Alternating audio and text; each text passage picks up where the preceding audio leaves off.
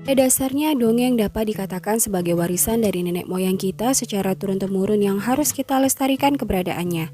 Meskipun kebenaran suatu dongeng tersebut masih perlu dipertanyakan, namun dongeng merupakan suatu karya sastra yang dapat membangun sebuah karakter anak-anak untuk belajar berimajinasi. Oleh karena itu, cerita dongeng dikategorikan sebagai salah satu cerita fiksi yang mengisahkan suatu kejadian luar biasa atau bahkan di luar nalar manusia yang penuh fantasi dan hayalan semata, namun syarat akan makna dan pesan moral di dalamnya. Perlu diketahui, menurut Kamus Besar Bahasa Indonesia KBBI, dongeng dapat dipahami sebagai berikut. Dongeng adalah cerita yang tidak benar-benar terjadi. Dongeng dalam pengertian yang lebih luas merupakan pengungkapan diri manusia, tempat mencari hiburan dan memenuhi angan-angannya.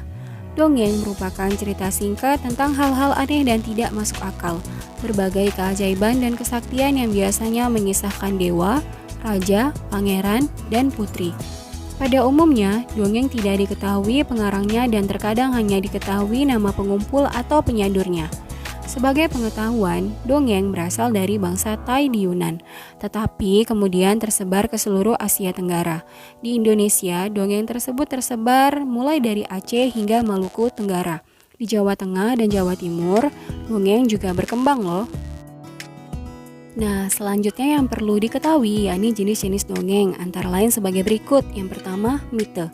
Sebuah dongeng yang bercerita mengenai suatu kehidupan makhluk halus, setan, jin, ataupun dewa-dewi. Contohnya dongeng Dewi Sri. Yang kedua, legenda. Sebuah cerita yang lahir di tengah masyarakat yang berhubungan dengan suatu keadaan atau suatu peristiwa yang terjadi pada saat itu dan melahirkan suatu asal-usul. Contohnya legenda Banyuwangi ataupun legenda Danau Toba. Yang ketiga, fabel. Ceritanya mengangkat binatang sebagai tokoh dan menceritakan tentang kehidupan mereka. Contoh fabel yang terkenal pasti sudah sering kalian dengar, yakni Sang Kancil. Yang keempat, hikayat. Berkisah tentang suatu kehebatan manusia kepahlawanan seseorang lengkap dengan kesaktian, keanehan, serta mukjizat tokoh utamanya. Contohnya hikayat Sri Rama. Yang kelima, parabel. Cerita yang menggunakan suatu perumpamaan yang menggunakan kiasan-kiasan yang bertujuan untuk mendidik si pembacanya. Contohnya sepasang selot kulit. Dan yang terakhir, keenam, dongeng orang pendir, yakni cerita jenaka yang menceritakan tentang suatu pengalaman-pengalaman konyol atau tingkah laku sang tokoh yang cerdik dan jenaka. Contohnya dongeng Abu Nawas. Dari semua cerita dongeng beserta contoh yang telah dipaparkan sebelumnya, apakah sudah pernah kalian baca semuanya? Nah, kamu pasti suka membaca dongeng kan? Bagaimana jika kamu tulis cerita dongengmu sendiri? Ingin, tapi tidak tahu caranya?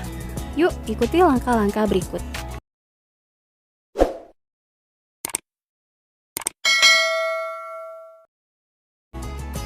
Langkah pertama yang perlu kamu lakukan dalam menulis sebuah dongeng yakni tentukan tokohnya.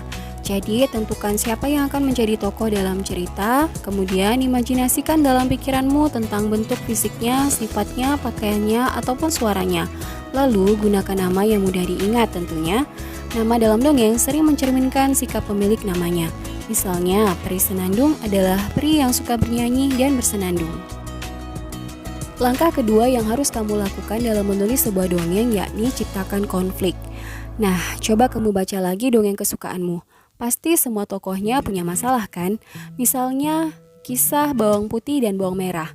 Dalam cerita tersebut menggambarkan bahwa si bawang putih selalu diperlakukan tidak baik oleh bawang merah dan ibu tirinya.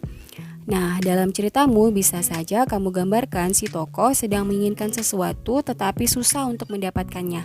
Maka konflik ceritamu akan semakin seru. Jadi, dalam menciptakan konflik cerita, kamu dapat menentukan hal-hal berikut. Yang pertama, tentukan suatu masalah yang akan dihadapi tokoh tersebut. Atau yang kedua, memberikan tokoh tambahan yang berperan sebagai antagonis dan akan menjadi sumber masalah si tokoh utama. Langkah yang ketiga yang harus kamu lakukan yakni tentukan alur dan latar.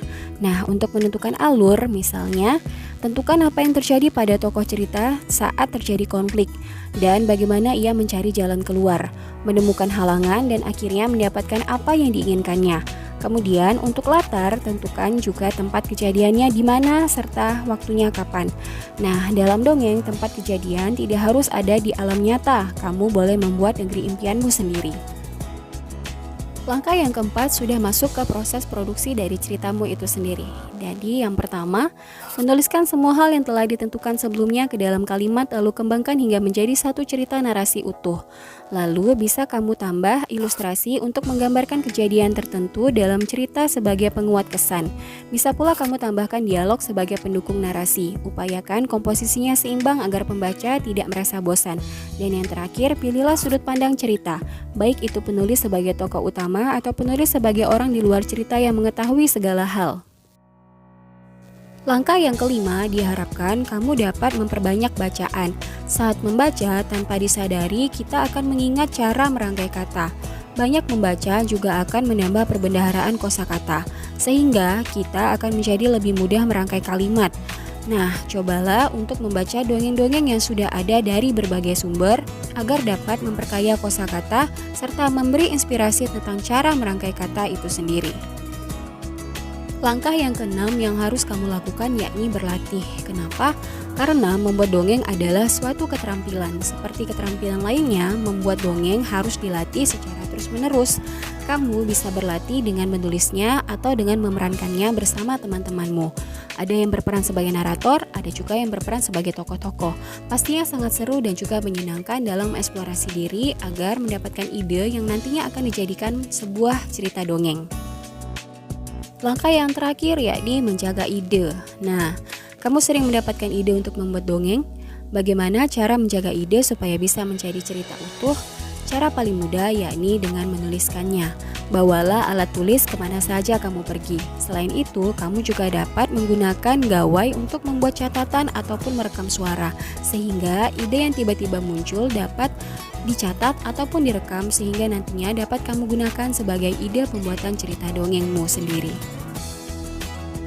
Demikian langkah-langkah dalam menulis sebuah cerita dongeng yang dapat saya paparkan. Nah, dari semua langkah yang dapat kamu ikuti tadi, satu kunci keberhasilan dalam membuat dongeng adalah terus berlatih membuat cerita. Dengan begitu, nantinya kamu akan terbiasa menulis. Belajar dari kesalahan atau kekurangan pada cerita-cerita sebelumnya secara perlahan akan dapat meningkatkan kemampuanmu dalam menulis cerita dongeng. Jadi, mulai sekarang, alih-alih sekadar membaca, yuk coba tulis dongengmu sendiri. Terima kasih telah menyaksikan tayangan video ini, semoga bermanfaat. Sampai jumpa pada video petunjuk praktis berikutnya.